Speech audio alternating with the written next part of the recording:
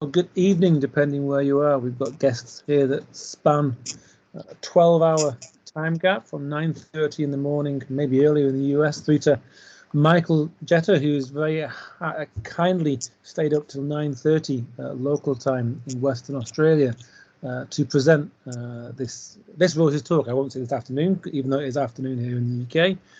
Michael is going to talk about peacefully demobilizing rebels, identity, emotional cues, and the FARC, F-A-R-C.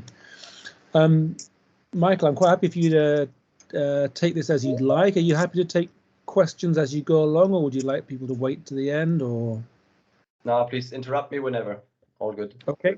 You might not be able to see it when you've got your screen shared. So what I'll do is I'll probably interrupt you, or I can ask if you're happy again. People can just interrupt you if that works by talking over you. Okay, great. In which case, thank you. And you've got about an hour in which to talk, and there's another half hour for Q&A. So lots and lots of time.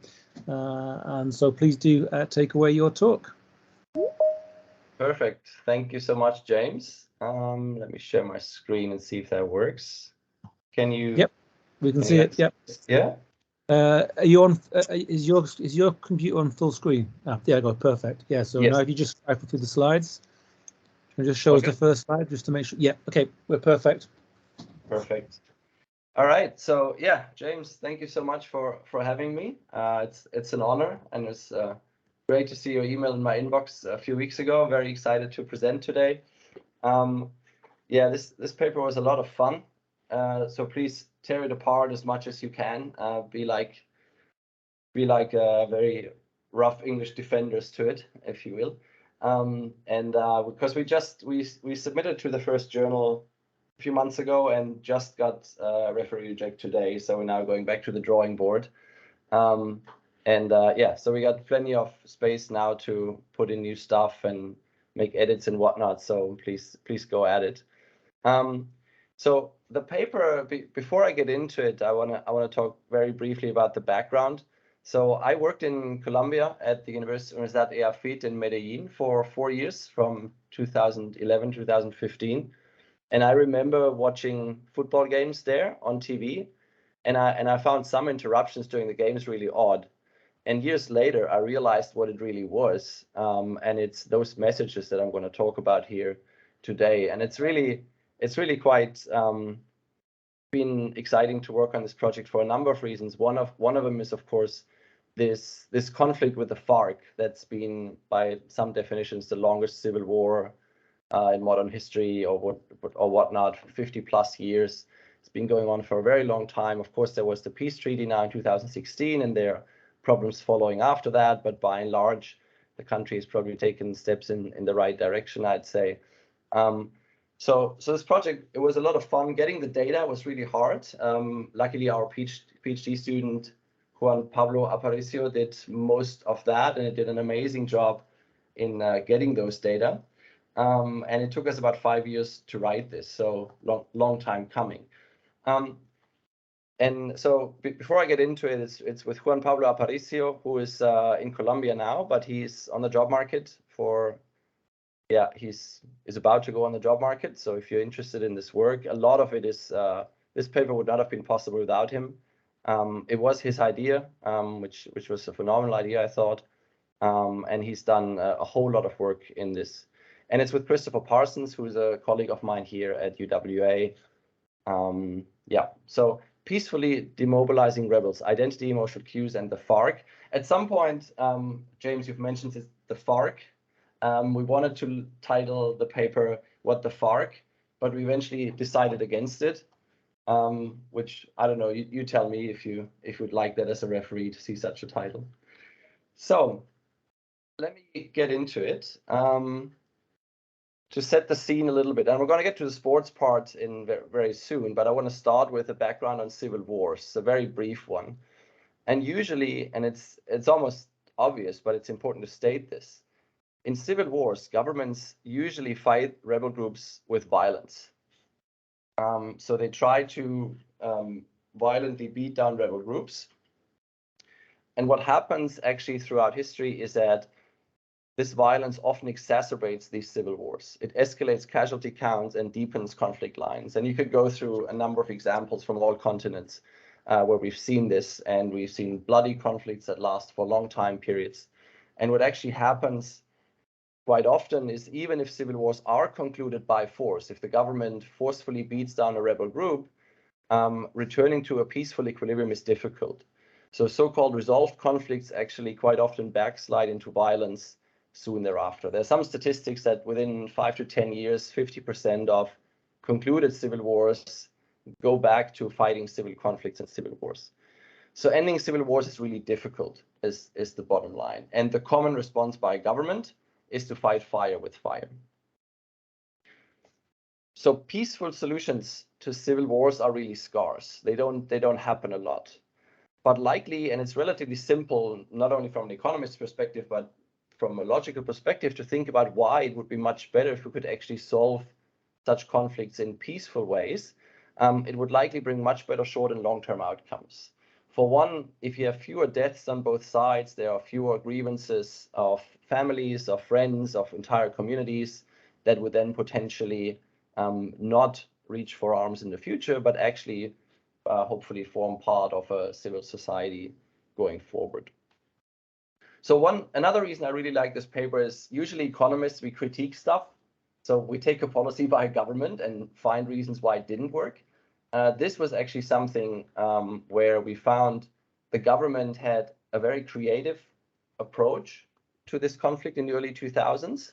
And the evidence that we find suggests that this actually did work.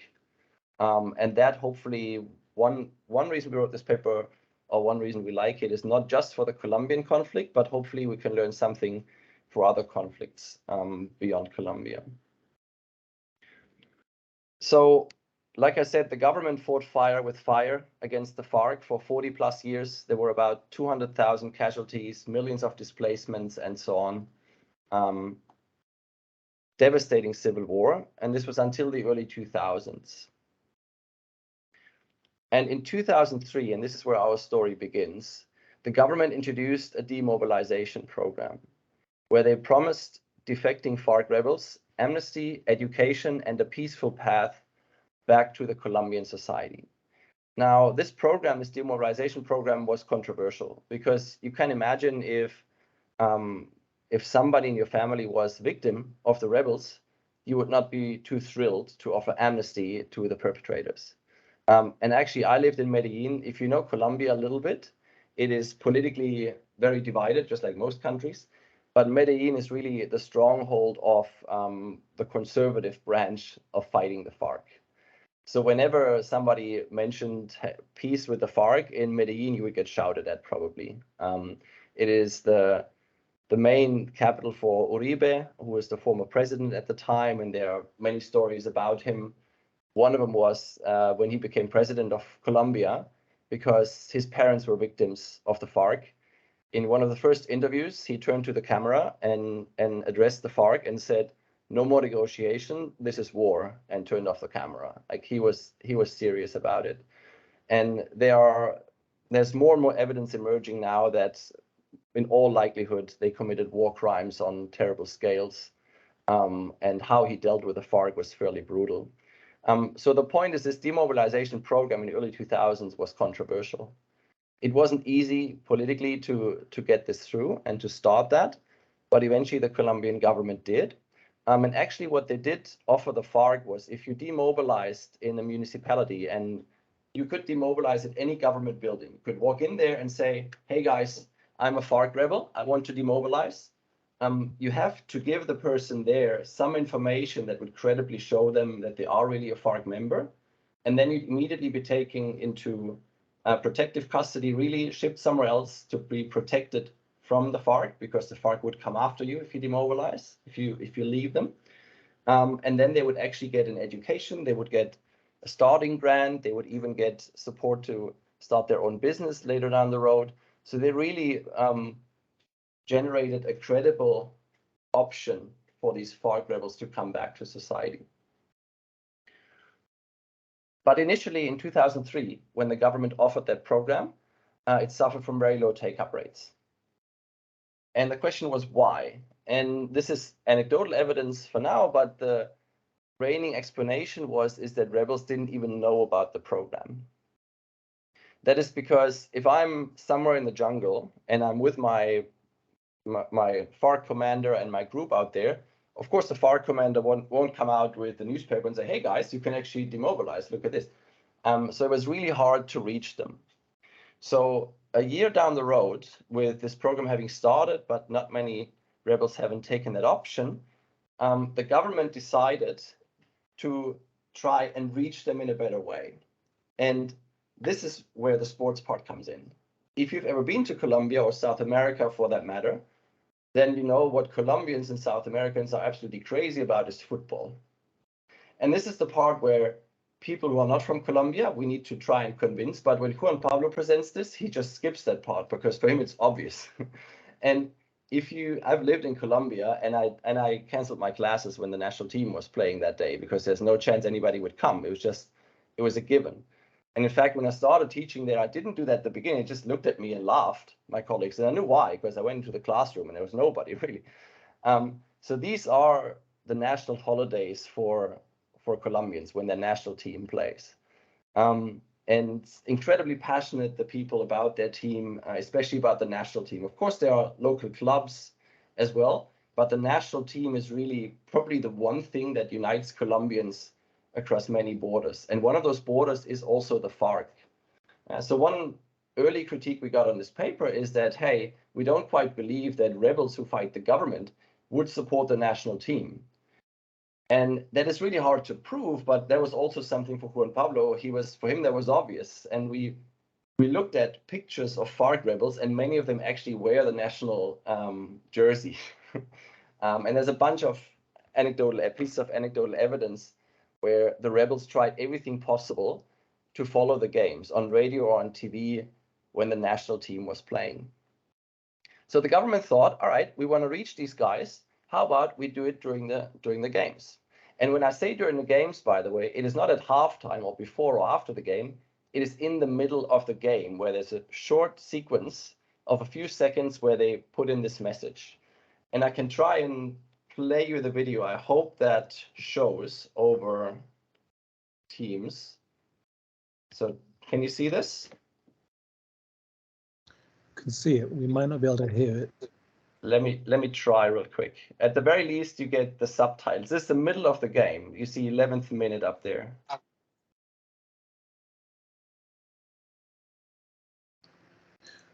We can't hear it, but yeah, you can see the subtitles.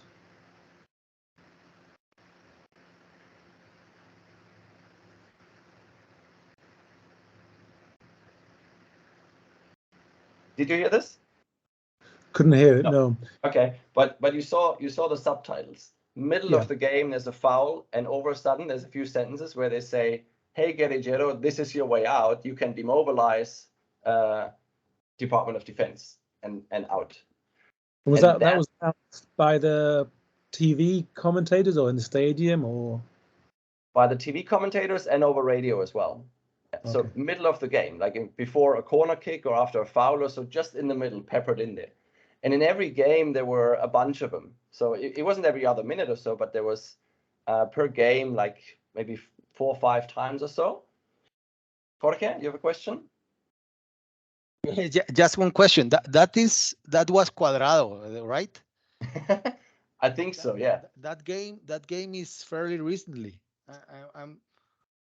It confuses me because I remember this program, but Cuadrado must have been started playing in the national team in 2012 at the earliest. I don't know. I would have to check, but not in 2005.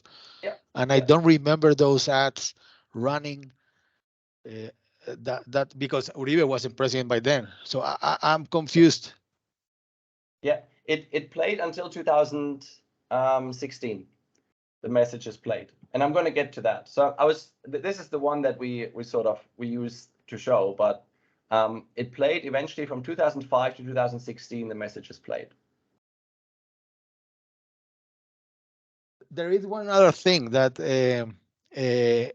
many people in Colombia or in South America, for that matter, mute the sound of the TV, and they put the radio.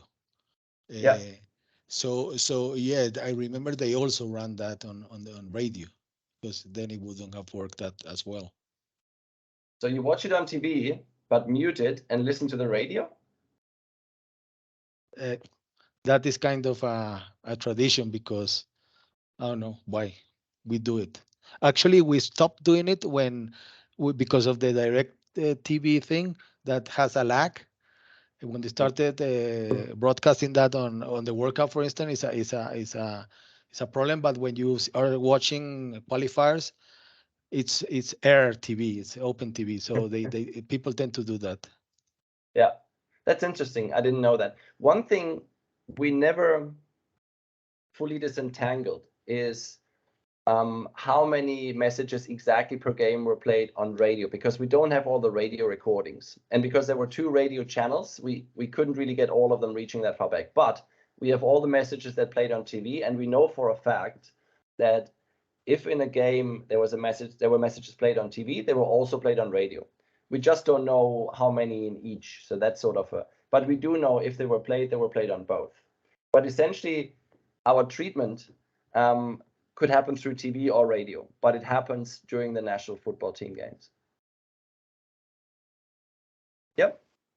Just a quick question. So it's the actual TV commentator that in the middle of his sentence, and now here's an announcement from the Ministry of Defense, or is it a voiceover from a spokesperson from the ministry? I wish you could have heard that now. It is. I think it's a pre-recording. So basically, like it's a different voice. I think, yeah. Okay. So he would talk, and then he'd push a button, and then the message plays, and then he continues talking. Yeah. Thank you. I could try and intonate it for you, but better not with my Spanish. Any other questions until now?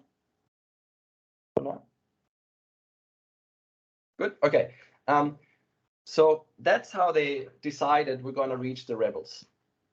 And that's in 2005, right? So the demobilization program starts in 2003, very low take-up rates. 2005, they start doing this. And initially, they were delivered in a family theme, which the main message was not just to say, hey, guys, you can demobilize, but it also meant to contrast the rebels' current life with the life they had with their family before joining the FARC. And that is the main distinction that's going to run throughout our paper, is this family theme that they use in these messages. And like I said a couple of minutes ago, we know the universe of the messages that played on TV. So we have all their transcripts, we know how often they were played and so on, but we don't know all of that for the radios. That being said, we know until 2010, the messages were delivered in that family theme. So I'll give you one example, which is one of, I think, the most frequently played message on TV. It simply says, rebel, your mom is telling you that she's waiting at home for you during this month of the mother, demobilize. So it doesn't just say demobilize, but it says, hey, remember, you still have a family somewhere. And for those of you who don't know that much about the FARC and the civil war, is most of them join the FARC when they're young, when they're in their teens. Some of them were forcefully abducted, but there's a story about that as well. But the point is, previously, most of them, they have a family life, and then they're taken out of that family life. And once you're in the FARC, you cannot return to your family. So that is very clear from everything you read about that. Can we fully prove that? Of course not. Just like with every rebel or terror group, we don't have, their tax sheets and these things. We don't know all of the inner workings, but we do know from a ton of evidence that it's an either or. You are either with your family or you are with a FARC. Yeah? So what the government did there, and to what extent this was really on purpose, is a good question. But these messages were all sort of couched into this family theme. Here's your alternative identity. Here's your family. And they are beyond what we do in this paper. We look at these messages during the national football team games, but they also had programs or campaigns where they had advertisements, boards, billboards, where an actual mother of a FARC guerrilla was there and saying, in the first instance, you're still my son, and only in the second instance are you a guerrilla. And of course, if the actual guerrilla saw that, he would know that's my mother, which is quite powerful, actually. And they've done a few other very creative campaigns. One of them was during Christmas, they put up giant Christmas trees in the jungle and played Christmas songs. with the hope that they would hear this and remember the life they had with their family, and then sort of become nostalgic and maybe return back. So there's quite a few very creative campaigns that they've constructed along those lines. So here's the original Spanish. Guerrillero, su mamá le manda decir que este mes de la madre lo espera en casa, desmovilícese. That's the entire message. Okay, so that's what they started introducing in 2005. Now let me give you a quick overview of what we're doing in this paper. And it's a ton of stuff, so I'm trying to get through most of it. But if not, that sheet or that slide here and the next one should give you an overview of what the paper contains. So first, we want to quite simply test the success of these messages. And to do that, we have 3 identification strategies. I only have 1 hour, so I don't want to go into too much detail of them. I'm just going to sketch them, but we're obviously going to show you results. So first, we just look at game days, quite simply. We actually have data on daily demobilization numbers for every municipality in Colombia. So we know on every single day in which municipality how many FARC guerrillas demobilized. Of course, there's a bunch of zeros in that sample, but that's actually quite powerful and detailed data. So first, we just simply look, okay, after these game days, where those messages were played, do we see a spike in demobilizations? Very naive way of looking at it. Then our next identification strategy looks at within-day kickoff times.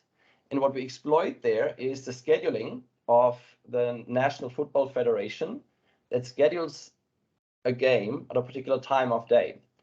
And what we know from a bunch of anecdotal evidence and descriptions of the FARC, scientific descriptions of the FARC as well, researchers, is that if the FARC rebels have some leisure time during the day, it is usually during dusk hours in the evening. If that is true, what we should see is an intensification of that effect during the dusk hours, because the rebels would actually be more likely to hear those messages, because everything else equal, they have more time to follow the games on radio or TV. And what we actually see is if a game happens to be scheduled during dusk hours, the next day, the jump in the demobilization numbers is even higher. I'm going to show you that as well. And our third identification strategy is, we thought for a long time we should include it because using rain as an identification has become sort of a running, a running story in economics. But what we know from what's called rain scattering is that when it rains, signal strength becomes weaker. And what we find actually in those municipalities, this is where we get spatial variation. In those municipalities where it rains during the game, we see a smaller jump in demobilizations the next day. And where it doesn't rain, it is higher.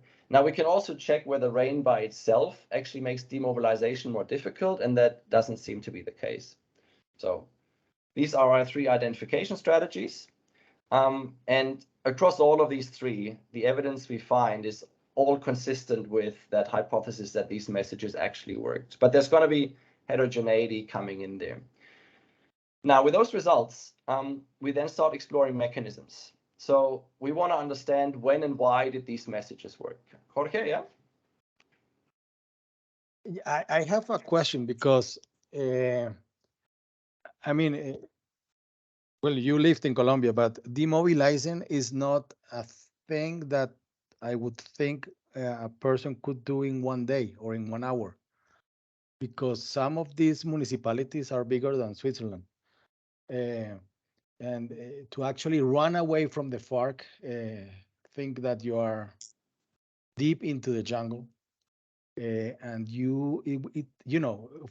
when you heard about the stories about captives or that escaped, it took them weeks. We had this a few months ago, some kids that got lost in the jungle because the plane crashed. We had the whole army and satellites and the CIA and everyone was looking for them, and it took us a month to find them. So I don't see how they can escape. I'm watching the football game in some small cottage. That's how I see that. And how can they run away from the FARC because the game ended? I don't see it. I don't understand better. Yeah. It's a really good question. Can you hold it until I get to the results and the heterogeneity? Because first of all, I think you're right. In some of the municipalities, you're definitely right. They're very big, but that's not all of them, right? So that's one answer. And the other answer is the results we find. So I don't think I have that graph here, but we do an event study type analysis as well, where we look at the days surrounding the games. And what we find is before, there's always a little bit of and then the day after it goes outside the picture. And then 2 days after it's about halves. And then the third day it's back to what it was before. And then it's sort of flat.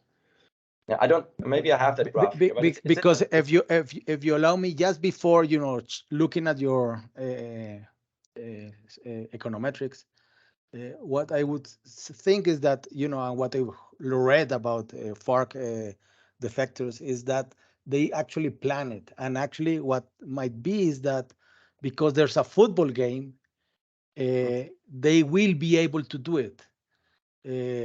Because I don't know if you've seen this Colombian movie, Golpe de Estadio, which is really good. It's about, you should see it actually, because you wrote this paper. It's the story of guerrillas and the army in an area just before the Argentinian game where we won 5-0, 1993. And after the game, because it was such a big result, and what you tell is true. The guerrilla, everyone wears yellow that day.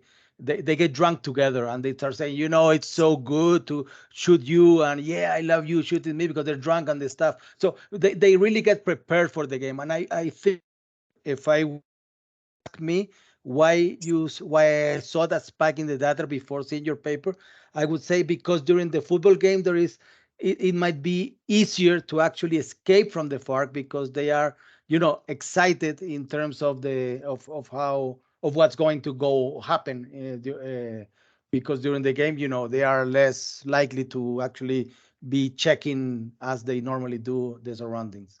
That would be my hypothesis before checking your econometrics and stuff. Yeah. So we have data before the messages started, and there are games in those couple of years before that as well. And what we see there is a precisely estimated 0, nothing.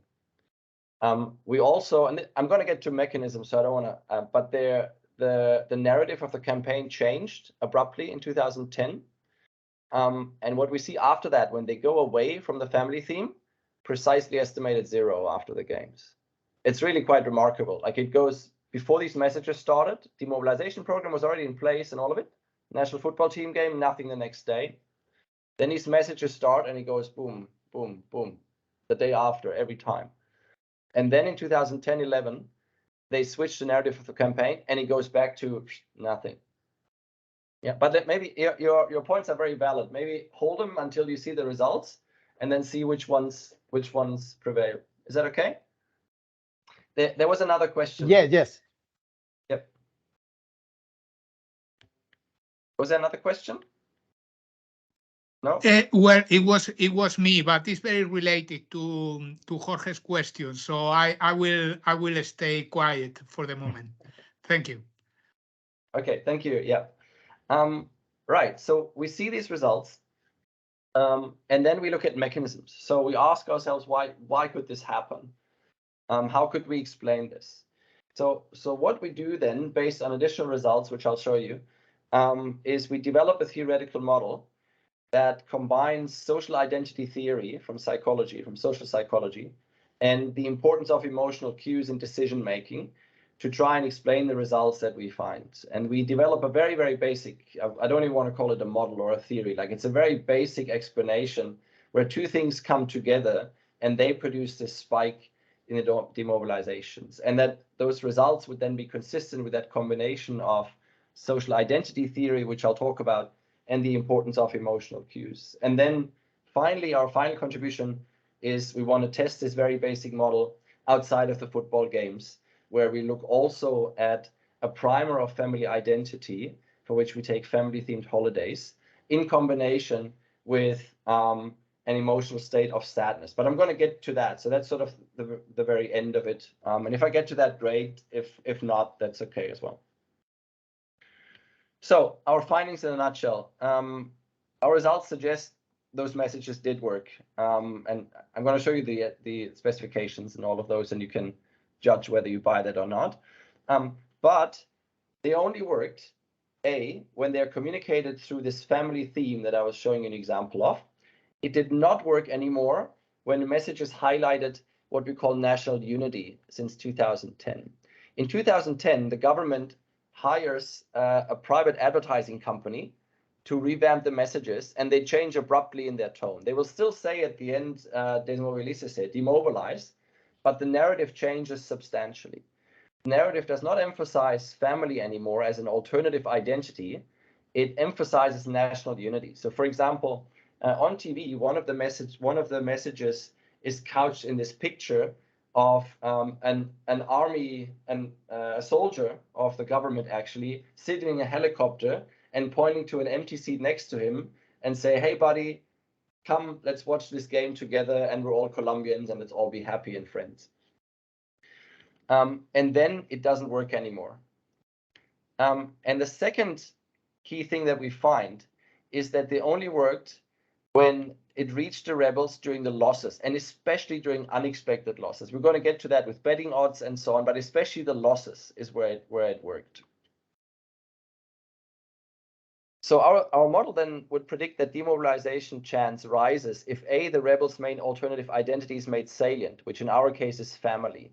So I've talked about family a little bit, and again, this is something, if you've been to Colombia, you know that family identity is incredibly strong across the country. Obviously not for everybody, but very, very strongly so. And I got a bunch of anecdotes about that, because I remember we actually played football every Sunday, and I remember on Sunday, all my friends who were international, who had Colombian girlfriends or wives, this is the day where you have to go to the family.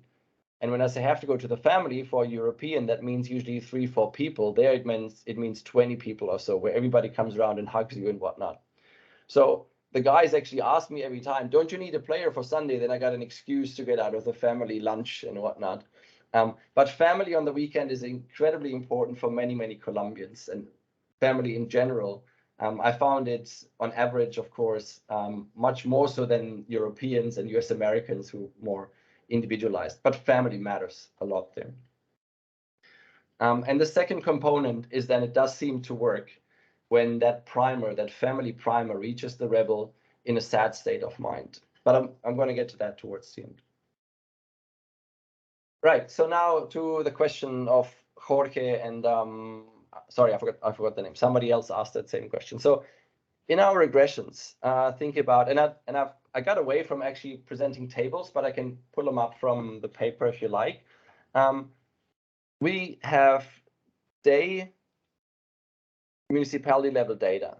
So we have one observation for every day in municipality of 1,122 municipalities over that entire time span from 2003 until 2016.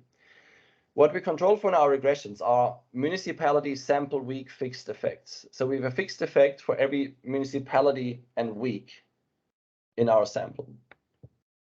We control for municipality weekday fixed effects because obviously weekdays, Saturday is different from Monday and so on, but this might differ across municipality. For example, if a municipality is very rural, then people follow different businesses. They might work in agriculture. And then the weekend is probably very quiet. If I live in a city, then the weekend might be clubs and bars and all of that. So there might be variation in terms of which weekdays in which municipality have different dynamics going on. So we control for that as well. But I'm going to show you a bunch of fixed effects here, but really when you take any of these out, the results are consistent. We also control for binary indicators for days of the government's annual budget announcements, and it took us a while. We saw 1 or 2 spikes, and we couldn't quite explain that. And then we looked at those dates, and eventually we found these were days where the Colombian government announced its annual budget, and especially where they announced that they're going to spend a ton of money to fight the FARC.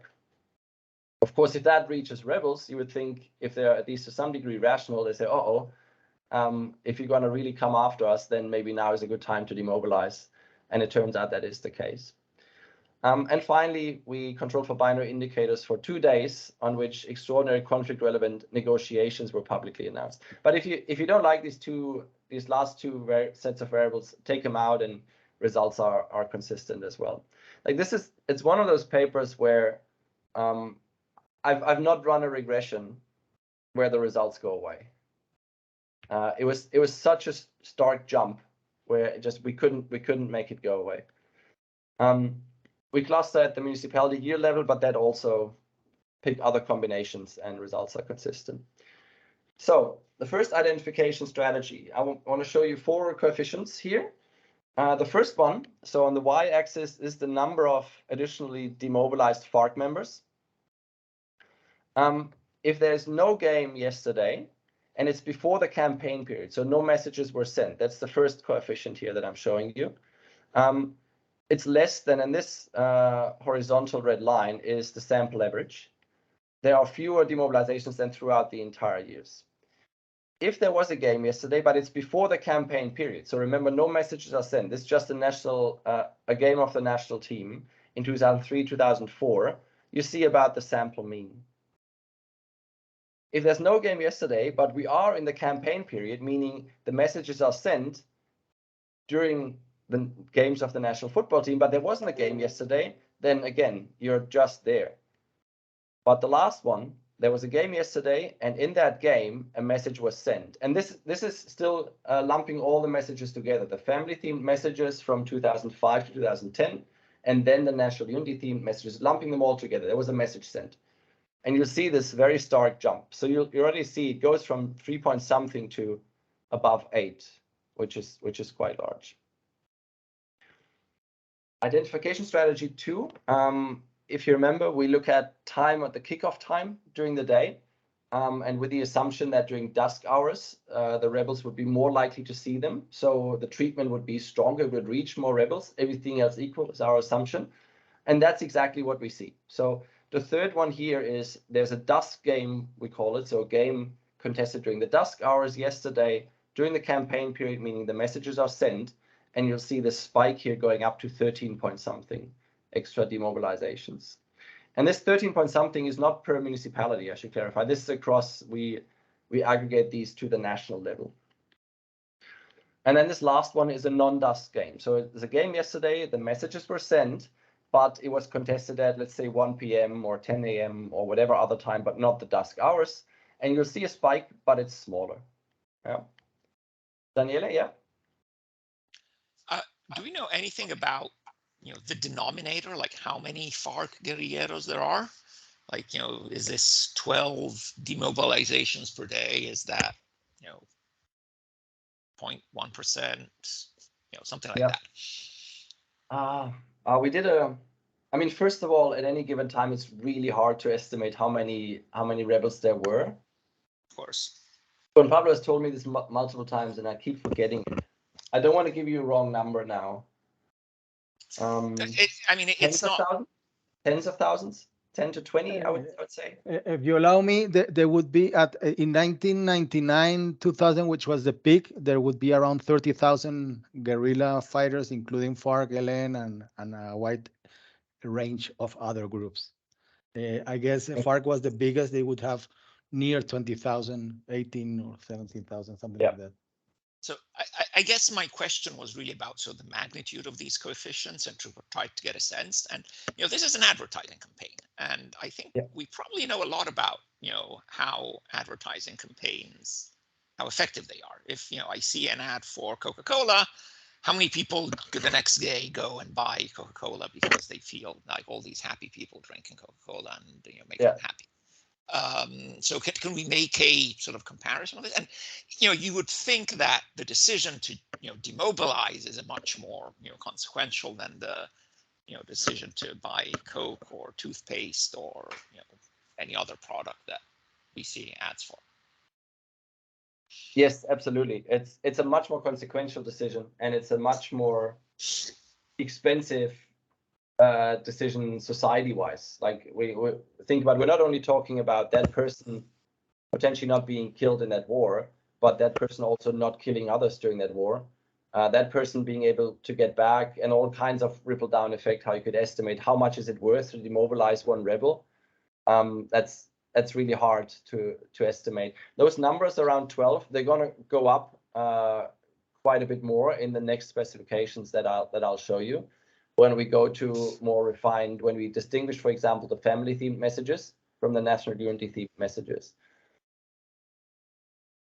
Yeah, so it's an advertising campaign, but the consequences are, like you said, larger than the Coca-Cola. So if you ask me how I would think what's happening, it is perhaps not the average rebel that on that day is deciding, oh, I never thought about demobilizing, but yeah, I saw this message, so therefore I'm going. I would think it's the ones that are sort of not very happy at the moment either, and for some reason that just pushes them over the edge and they make that decision to now it's time to go. Yeah. Jorge?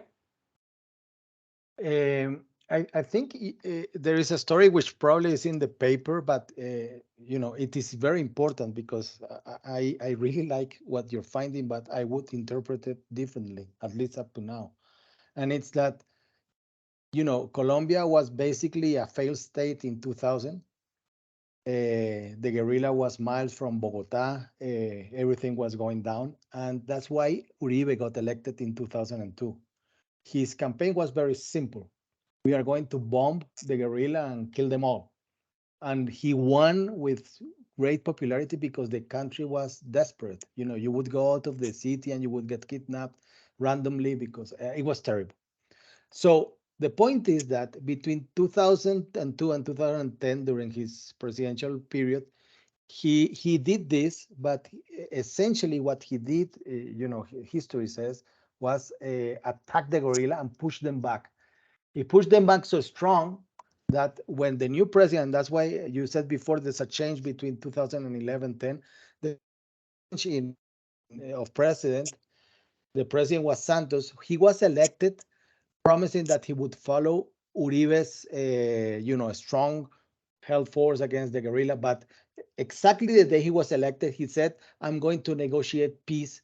That was a betrayal on Uribe, but he said, I'm going to negotiate peace with FARC. So I guess that's why you see a change in what's going on between 2010 and 11. But what I'm seeing here is that this ad campaign did work in the sense that that's my interpretation for now, that they can escape because it's very difficult. It's very difficult to escape from the FARC.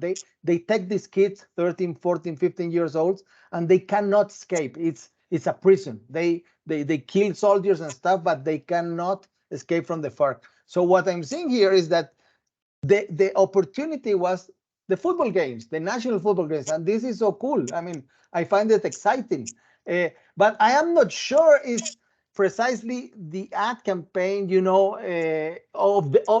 the game, but the fact that there was this huge campaign, to actually the effect FARC, and they were being killed, they were bombed, they were scared of we had these cool planes that would bomb them, and you would see it on TV, like on CNN in Iraq, where the bomb fell and killed so many guerrillas.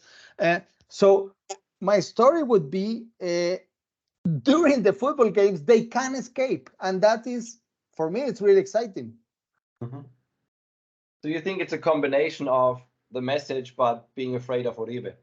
Yeah, I guess, but the message not of the game to escape today, but the message during the game, because that's when they are allowed to see TV, yes. To watch TV, because normally they're in the jungle. There's very difficult to hear something else. I mean, they have shortwave and stuff radios. Hardly anything else gets on there. So they can actually get out of the jungle to see the game. And they've seen the ads, and so they can escape during the game, or precisely after the game at dusk and all this stuff. And I find that, I mean, it's a really cool result, but I think it's, from my perspective, historically speaking, and maybe economically, it's more credible if you're going to show this in Colombia, that actually, yes, guerrillas took advantage of national football games to escape.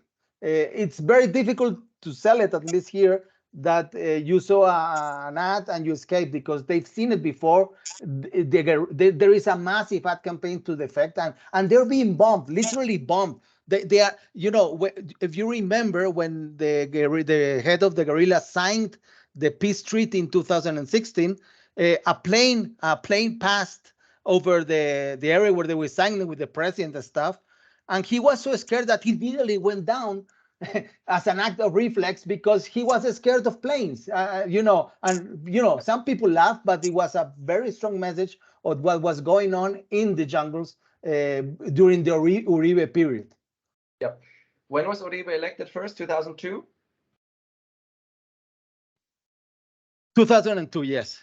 Yeah. His first 2002 until 2006, but Yeah. then he got reelected. He changed constitution, and that's in the second period is when he did all this weird stuff that killed innocent people to show them as guerrilla stuff. But during the first period, he essentially did what he said he would do, and it was bomb all the guerrillas out of the cities and make them run to the jungle. But if that was the factor, you should see it in 2003 and 2004 as well after games, and that's not the case. No, but I don't know. Well, you said the campaign started in 2003. You need to get a sense of guerrillas. Every government says we are going to fight the guerrillas. None really commit and do it. Actually, he started doing it, but we could see, and there is data for that. Or you could see, not me. You could see it. Find the data. See the bombs of the ghost of the bombings of the ghost airplane that they call el avión fantasma, the ghost, and probably they went up in 2003, 4, 5, and then it had a peak at some point, something like that. Let me show you the additional results and tell me what you think after those, if that's okay. Alex? Yeah, thank you. So far, very interesting. But I have a question. How many games did you have in your data? Because, I mean, most of the days are without games, right? So I see Colombia played in the entire qualification tournament for the 2010-06, 18 games in 2 or 3 years. So overall, it's 176 games. So they play Copa America, they play the qualifying in their federation, they play all of the friendly games and all of that stuff. Then so it's 176. And in this DAS game, because I have a concern that you have this result like in the DAS games, for example, maybe because of the very low number of observation, one may say, and I'm not saying, I'm the first who says that sports is make sport not war, right? So that's my Twitter account. But one may be concerned that this low number of observation, you get this result by chance. I'm not saying this, someone may say, okay? I do believe your result. So that's my first concern. And the second concern is that you started this campaign, not you, but they started this campaign in 2003, right? And up to 2010, it worked, and then it did not work, right? But if I understand correctly, so these were very bad years for Colombian football because they did not qualify for the World Cup in 2006 and 10, and also 2002. And if I remember, there is a paper in AER that says that actually wins improve the national spirit and so on in African countries. I forgot the Baptista. I forgot the name of the author. Emilio de Petris, I think you're talking about. Yeah. So I'll get to the outcome of games in a minute. Yep. Okay. Okay. So let me not talk about the third identification strategy, which is based on local rain variation. It's in the paper. Results are consistent, but I wanna get going because James is looking at me. I have 11 minutes, so I need to hurry. Well, I mean, Michael, take your time because you've had taken lots of questions along the way. So feel free to take your time to get through the results. All right, thank you. But I do want to get to the next piece that we have. So in all of these three identification strategies, the results we do find are consistent. We filter out all kinds of stuff, and the results. What happens is the day after the games, it happens, and this is the next piece we want to understand. We have these two message periods, which gives us a nice comparison. If it's only the informational content that I can demobilize, that is the same across both of these messages, the family-themed message and the national unity-themed message. But what we do find is we find the demobilizations exclusively happened after the game days with the family-themed messages that ran up to 2010, exclusively. For the period after that, with the national unity messages, you find a precisely estimated 0. The next thing we do, so Alex, you kind of set me up for this. We look at game outcomes just to see if it makes a difference whether the team wins or loses. So yeah, apologies for that. You have to twist your neck a bit. I'm sorry, but we look at expected wins, expected losses, unexpected wins, unexpected losses, and then we interact these with the family campaign period as opposed to the national unity campaign theory. Really, the last one is the most interesting, as you'll see here, and that is there's an unexpected loss, unexpected being defined either that the betting odds are actually were in Colombia's favor, or where we don't have that data, we look at the FIFA rankings at the time. Unexpected loss and the family message being played, that's where it really jumps up. And look at the y-axis. We've talked about 12 demobilizations before. This is where it goes to the mid-30s. It jumps up quite a bit. Right. And as Alex said, absolutely, we don't have 10,000 games in that time period. We have 176. And of course, if you slice it more by wins and losses, by expectations and so on, we go down to fewer games. I think in this final column there, 2030, something like that, is what we have. So yes, we get smaller with the N. But we see this very consistent pattern that across these few observations at least, that the unexpected losses in the family themed messages is really what seems to be driving it. Yeah. So then we thought about how can we explain this, and this was the hardest part of the paper, and it's also, as it always is with mechanisms, and you get towards where I feel very confident in our main results that I've presented to you up to this point. Anything we threw at that in terms of control variables doesn't really touch it. So I'm confident in those. I'm not quite willing to bet my house on it, but I'm getting much closer to that. But now, of course, we want to think about why that happened. And that's where sort of, we don't know whether that's the only possible explanation, but I want to present one to you, and I'd like to hear your thoughts on those. So this is where we get into social identity theory and the power of emotional cues. So social identity theory understands an individual's sense of who they are as a function of the primary group they belong to.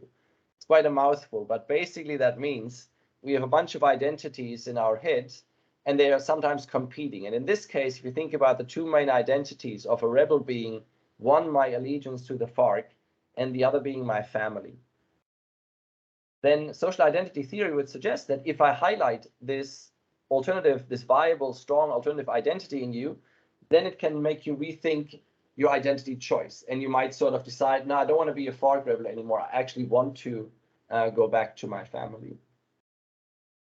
And then in an entirely different literature, also in psychology domain, one component that is very strongly associated with major decision-making is sadness. So when are we most likely to make major decisions about job changes, about relationships, about all kinds of major life decisions? It turns out that is a lot more likely to be the case when people are sad, which was quite interesting to see. So combine these two things. One, you've just reminded me of this really credible alternative identity of my family. And two, this message hits me when I'm sad. Parentheses open. This is when my beloved Colombian national team loses unexpectedly. I thought they're going to win today. Damn, they lost. And this is what we take as a primer for sadness. So, I mean, like I said, we propose a model here that explains it. That doesn't mean it's the only one. But what we do then is we combine these two narratives to develop a very basic theoretical model, and that would then suggest if these two things come together, that is when I'm considering leaving the rebel group and coming back to my family. If that was the case, so buy this for the moment. I mean, you don't need to buy it, of course, and I want you to hit me hard with it. But if that was true, imagine what that would mean for all kinds of other settings. For bringing people back from cults, for example, all kinds of civil wars across the world, all kinds of conflict settings where people are locked into this one identity, and can we bring them out of that? I've talked about this. So what we do then in our final piece is we take this very basic model and we take it out of these football games. So forget the football games for a second and the message played through that. If that model was true, what we should see is higher demobilizations if these two things come together, a family primer and a measure, a proxy for sadness. So this is what we do here is we look through the holidays of Colombia and we found an objective way to define the family holidays as opposed to non-family holidays. And we do this through looking through newspaper articles and all kinds of things and doing a systematic analysis of that. All that stuff's in the paper. I don't want to talk too much about it, but we're not just going there and sort of subjectively defining family holidays and not. But what we find is in a municipality, and we have temporal and spatial variation is here. In a municipality where we had a family holiday across Colombia yesterday, and it's unusually cold in this municipality, that is where demobilizations also jump. So here, forget about the football games. But when it's unusually cold, and this, again, there's some other literature that suggests unusually low temperatures are more likely to make us sad. If that was the case, then this would suggest we should see the same thing as we see after the unexpected losses where they get sent the family messages. And that is what we see. In the municipalities where it was unusually cold yesterday, after a family holiday, the demobilizations spike. Not conclusive evidence, of course, but these results would also be consistent with our model. Now, one reason why we spent about the last year or so not sending out the paper was we tried desperately to find another setting from another civil war where we could get something similar. And we had thoughts about potentially Sierra Leone and another country we had in mind, but we just couldn't get that fine-grained data that we have here in Colombia. So we couldn't test it outside. That being said, if you guys can think of any database where we can test something like this outside, we'd love to do that. And that was sort of the last piece. That's why we're holding back the paper and didn't quite send it out, because we wanted to find that. But eventually what we found was then only the setting in Colombia. So let me get to the takeaways. I got through it a bit quicker now anyways, but that leaves more time for you guys to go at it. The demobilization messages, they seem to have worked, and they seem to have worked quite well. But they worked when they were conveyed through a family narrative and when they reached the rebels in an emotional state of sadness. In fact, and that was quite interesting, one of the main requests by FARC leaders at the beginning of the peace negotiations in Havana was stop the messages, which I found really interesting. Now, that was later in 2016, where we now, looking at the data, know they didn't work anymore. But this was the peace treaty in 2016, and the negotiations started, I think, 4 years earlier or something like that. So 2012, maybe 2013 or so. And the fact that the FARC leaders are saying, guys, you need to stop the messages, then we're going to come to the table, tells us they would know that something is happening there. And we found that to be quite interesting. So also one thing I didn't mention earlier, but I probably should have, is the kinds of demobilizations we're looking at is the individual demobilizations, where 1, maybe 2, maximum 3 guerrillas leave at a time and then demobilize at a place. We are not looking at the group demobilizations, because a different type of demobilization was when an entire battalion or group decided to negotiate negotiate demobilization. That is not what we're looking at, because that takes time to negotiate and so on. That would not be what we have in mind here, where you make sort of this decision in the moment where you decide, all right, now I did have enough, I am leaving.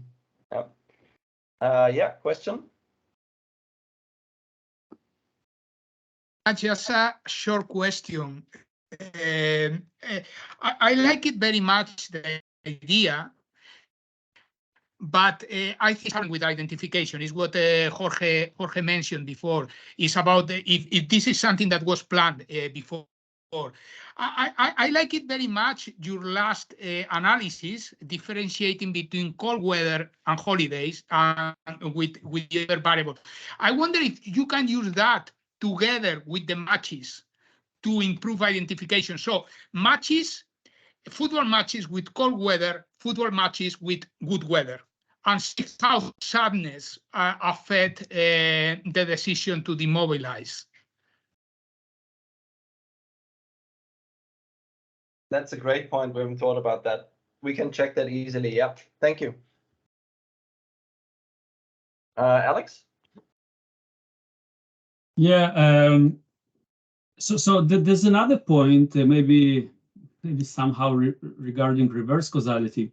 Is it possible that Colombian? So I'm following this paper, attack them when the world is not expecting from the Israeli conflict by in JPE it was published. Yeah, Durante Żurawska. Yeah. So I'm wondering whether Colombian military forces, maybe they planned bombing during the football games, and then because of that, some people could have decided to escape. That would be kind of the mechanism of the escape, not the football games themselves. So they would do it during the unexpected losses, but not during the wins? Well, that's a good point, right? That's a good point. They could have, they don't know a priori what's going to happen. But coming back to the, like, how many unexpected losses did you have in your data? Yeah. Yeah, we can potentially look at that. That's a good point. Yep.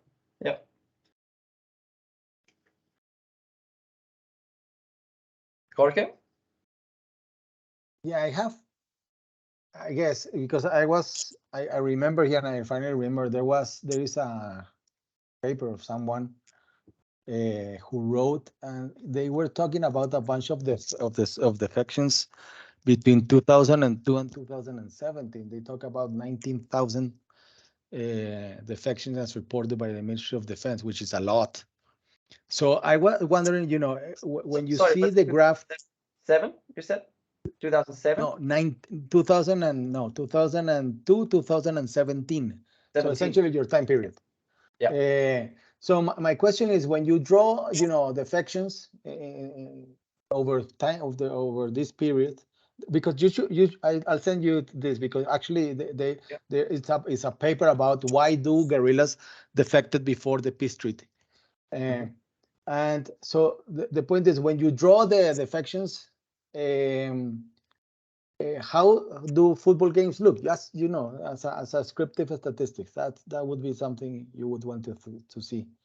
And the other thing is, I seem to remember, and I don't know if it would work, but I seem to remember that, this type of messages all ran during the Colombian League games. But in that case, maybe rating in some games would have similar rating to a Colombian game, but most won't. I don't know if you can use that type of data, maybe as an additional control or something. That's a great point. And we spent months, years ago, trying to chase down that idea, because the messages sometimes also played in the National League games. It was a nightmare to try and do that, because we couldn't get all that data. Like finding a recording of some random league game in 2005 or so it was a nightmare. So we didn't know when it really played. And then also you need to think about what's the treatment. So if there's a team playing from Medellin against a team in Barranquilla or something, how do you code it? Like, do you think the guerrillas, are they supporters of Medellin or Barranquilla? We don't know that. But what we do know is that, or what we know much better, is they would support the national team. But would they watch league games? We wouldn't know that. So we tried to get those data. It was really hard to get it, and we didn't. And then we thought, even if we had it, it would be really difficult to assign a treatment. Like, what does it mean if a guerrilla sees this league game? We don't know who they're supporting. We don't know if they're supporting any of these. It was just much harder to think about a proper conceptualization of that specification. That's why we didn't pursue it. But maybe that was a mistake. I don't know. Okay. Yeah. And I think, did you have another point as well? I think. Yeah. Well, my point is that I don't think that game. It's kind of if you believe what I said before earlier, it's kind of a test to see if actually national football games are different, right? and that Okay, sure. I would buy a lot. Also, you think as a placebo, take a league game? Yeah, that's my idea, because I agree, you know, it's very difficult, even a final, if you don't have a really big team, not many people watch it. So yeah, but it would be a kind of test whether the, you know, national games are really. Yeah. The messages did play though in those games as well. But we don't know. Yeah, and maybe what you can do is you go to the Ministry of Defense and ask for the contracts. You can do that because that's public information, and check what they said, what they say, what they use. We have the contracts, but we don't know if the radio station then in which games exactly they played. We know for the national team games, we've found the videos of, I think, all but 2 of them or so, and on TV they always played those messages. Like I said, radio, we have. I'm pretty sure they would do it in every game. Yeah, but is that sufficient? Because they wouldn't sign the contract with a particular football club, but with the, you know, the league, the mayor. So essentially, it would go like that, or with the channel that we used to transmit RSN at the time. Yeah, I'll raise it with. So that's where Juan Pablo is the expert. I'll raise it with him again, see if we can do something along those lines. Where I remember we thought about it and then eventually abandoned it. But I'll ask him again. Yeah. Daniele? Yeah, so 3 points. One, very quickly to this point about other games, I wonder whether Copa Libertadores or other like international, you know, cup competitions, maybe those are higher profile and maybe that would be more like an avenue to look at. The second point is, again, this is related to the Campante de Petris paper that was mentioned before about, you know, African you know, national identity and football outcomes in Africa. And your results are a little you know, they don't quite, you know, they tell a different story. So, you know, that paper said that, you know, there's an increase in sort of, you know, national identity. And so if I had to guess, just based on that paper, I would have guessed that, you know, wins would, you know, increase more sort of, you know, attempts to sort of pacify or, you know, reconciliation than losses.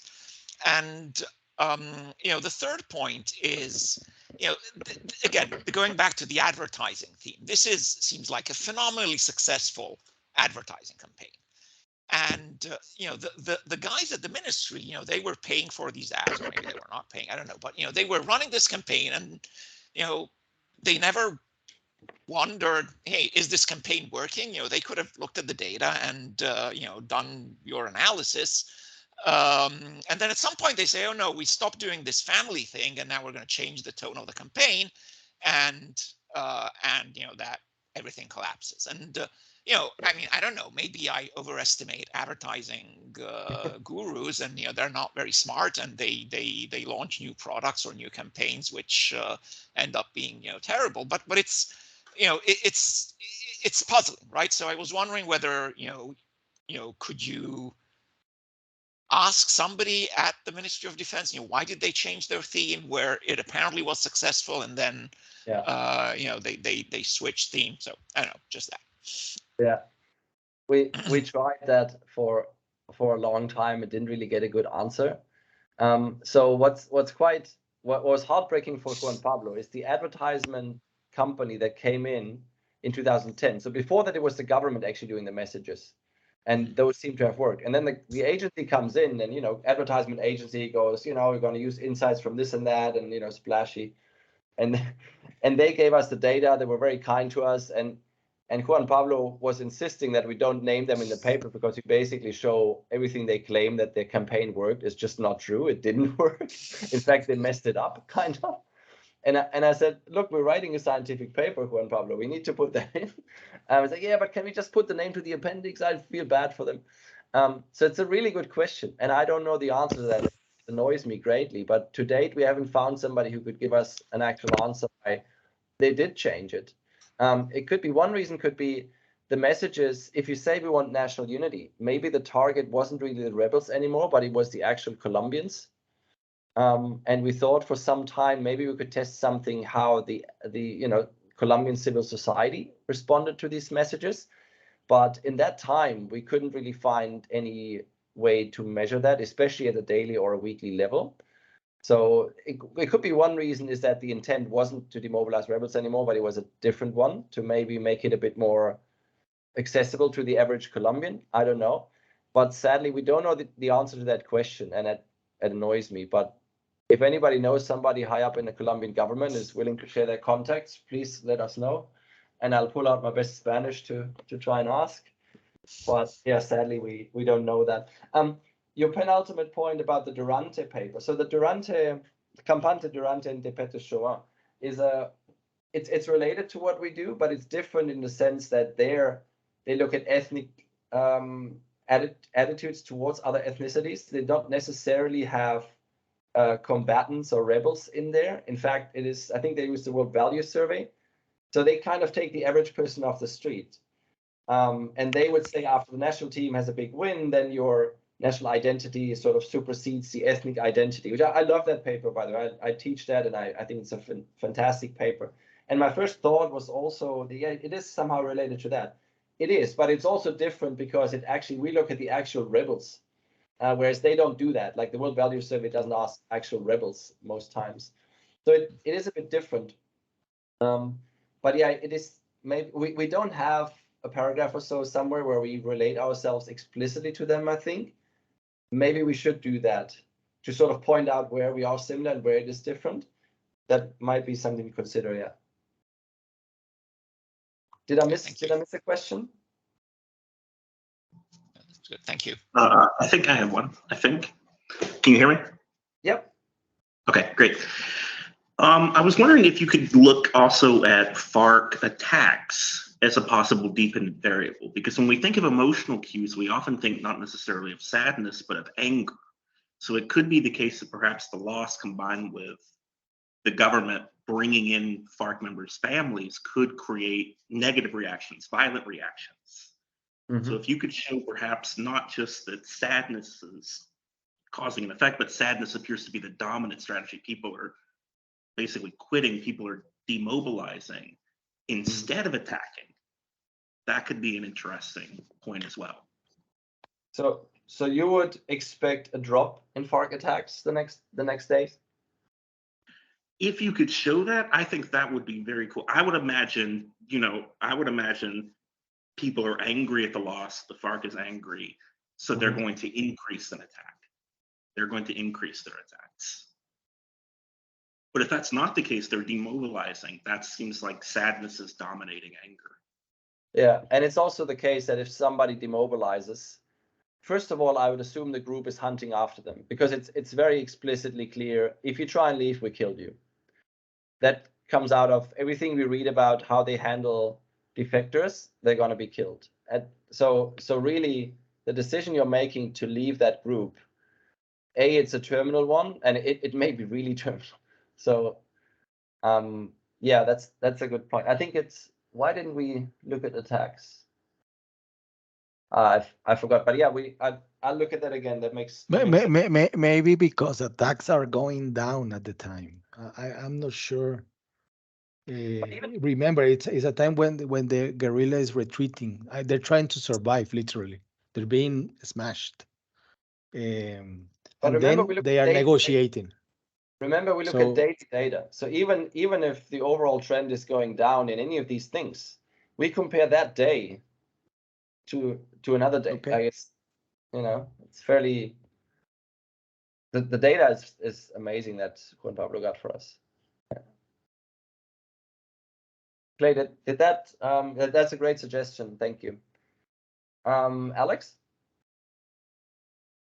Yeah, so I'm going back to this unexpected losses, because this, I guess the paper by Card and Dahl in QGE, where they actually find that unexpected losses increases aggressiveness. Yeah. And in that regard, if I follow their line, I would guess that the rebels maybe want to be more aggressive rather than to go and leave the weapon aside. So yeah. So it's very surprising result in that regard.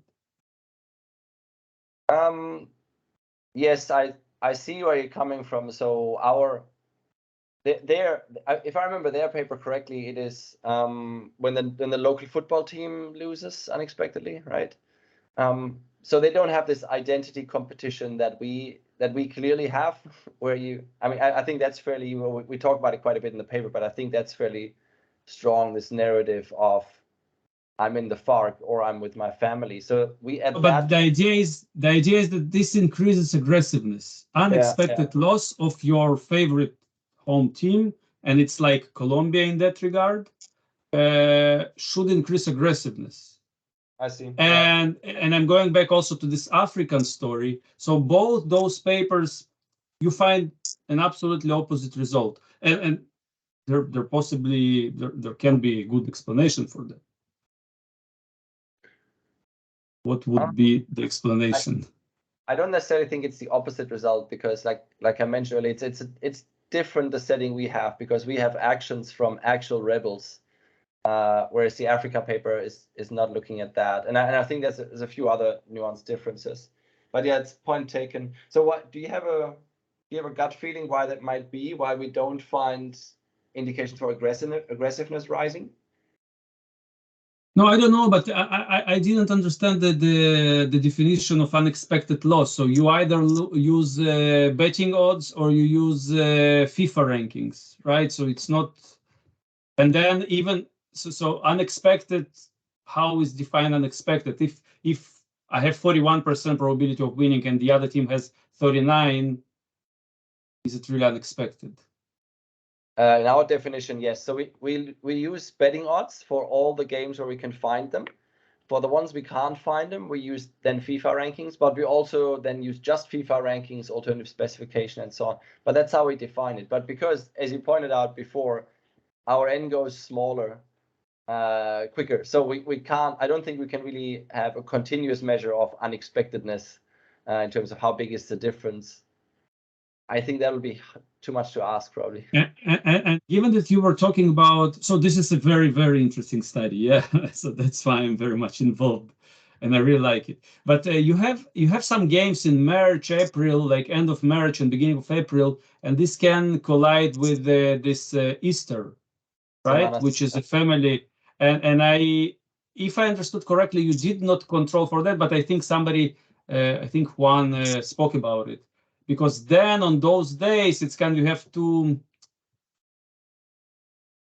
different explanations. One is the football game and the other one is the family holiday, right? Yeah.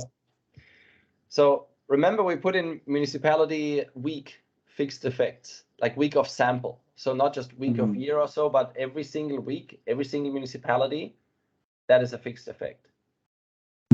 So that it should take care of it, unless it overlaps, of course, in the weeks, how we define them and how Semana Santa falls at that time.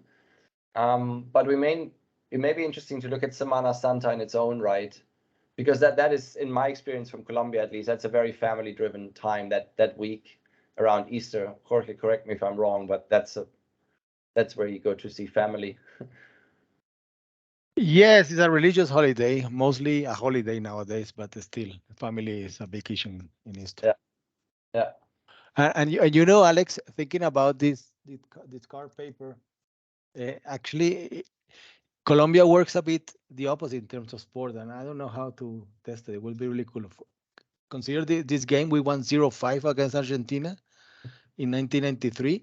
At the time, there were about 25 murders each weekend in Bogota. It was a very violent country. That weekend, after the game, 52 people got killed in Bogota because we won 5-0. So we are normally more scared about winning unexpectedly than losing. But don't get scared, James, when you come to Bogota. It's not like that anymore. And we don't have big games at the time. So, but, you know, it's something I haven't thought about it before, but maybe. Yeah. I feel like I should talk with you for another hour, Jorge, because you got tons of insights that we might have missed. Whenever, yeah, we can talk, of course. I'll be happy. You should have come here to Bogota to the conference. Yeah. I wish we have a toddler and a newborn, so I can't travel for the foreseeable future. But I'd love to go at some point, hopefully. Yeah. So yeah, I wanna conclude sort of with, I mean, if I got my takeaways here, I think I've hopefully got the story across. So there's a lot more that could be done, I think, on Colombia when it comes to sports, but especially also when it comes to how the government dealt with the guerrilla, and especially in the 2000s, how they started to bring in different ways of doing stuff. Unrelated to the guerrilla, there's this great story which warrants a paper at some point. Jorge, you might still remember this, but in Bogota, at some point, the mayor, they were so fed up with the traffic violations of the people that they put clowns on the street to mock the people who actually violated traffic rules. No, and no, apparently it didn't work like that. It No? was actually no. It was no. It was a mayor at the end of the 20th century. I don't know, 97, Yeah. 8, something Yeah. like that. And the idea was to actually make us more civil, like more Europeans or American, in terms of if you made if you made a traffic violation, it was just not to you would get a ticket, but the point was to have a clown or someone saying it's wrong and have everyone else peer pressure. But the idea was not to mock you, but to teach, because remember, at the time in Colombia, most people would get the driving license without any kind of exam, so they didn't know how to circulate or mobilize and stuff. That was still the case when I lived there 8 years ago. No, well, yeah, I don't know. We can talk about that, as you say. We should talk. My colleagues got their license that way. I know that. So. Yeah. Still, yeah, I know. Yeah, unfortunately, not that much anymore. It's gotten better, but yeah, we can talk. We're just scaring James for his trip, so let's not do that. So I think one thing that I think is quite exciting in the future, and what we want to do is hopefully think about different conflict settings and see if a version of our very, very basic model would be useful there. And of course, the ideal scenario would at some point you derive sort of a very basic prescription / manual something, how you could potentially get some of the rebels or terrorists or cult members or whatnot back to society. And I think I've talked about this briefly. Maybe we should motivate this a bit more. Like Daniele mentioned, it's an advertisement campaign, and that it's like Coca-Cola and whatnot. I mean, you didn't say it was like that, because in some ways it is, but also the consequences if you follow through this, what's going to happen if that one rebel demobilizes. Their likelihood of being killed goes down a lot. They reunite with their family. You save the entire family potential hardship if he was killed otherwise. Who are the people that rebel does not kill anymore because they come back to society? They become potentially a contributing member to society if they get this training. So one very interesting data that Juan Pablo also has is we have later on, we know where the rebels eventually went after they went through that program, and when they got education and when they got starting funds. Unfortunately, we can't match it with the demobilization data that we have here. So we can't say that person who demobilized in that place on that day, 5 years later, becomes a shoe salesman in that city or whatnot. But there's very detailed data in terms of where these people who demobilized ended up.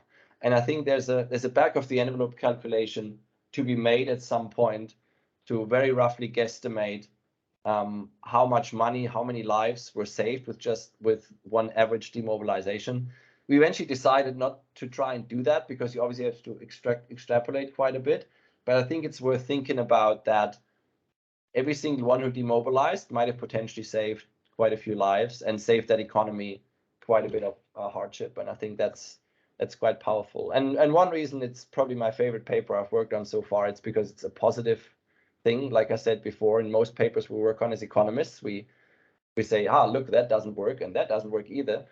But this is something that was quite encouraging, in the sense that these results suggest that very unorthodox campaign did work to some degree, and maybe we can learn something. So I want to stop it here. Thank you so much. And yeah, if you have any more comments, bring them. This was fantastic, by the way. I've taken a bunch of notes, so thank you all already who've given me great comments. Thanks. Thank you very, very much, Michael. That was a really fascinating talk. I'm just trying to find my react button, and there we are. I'm giving you some Teams applause, and a few other people have. So yeah, thank you very much. Absolutely fascinating paper, really, really interesting, and great discussion as well. I realized I hadn't put the connection together until your talk began, but as Alex pointed out, Alex and I, well, Alex always talks about making sport and not war, and it's a message I've always quite liked, and we've talked about it quite a bit. So it's quite nice to have a making sport and not war paper in the Roses series. So thank you very, very much for that. We've obviously run perfectly. Your timing is perfect, Michael. So what we'll wrap up, and next week our talk is by Dmitry Darev, well known in the Roses series, and he's going to present on compatriot bias in football, our non-experts subjective. So thank you once again, and look forward to seeing you all again soon, and wish you a fantastic weekend. Thank you.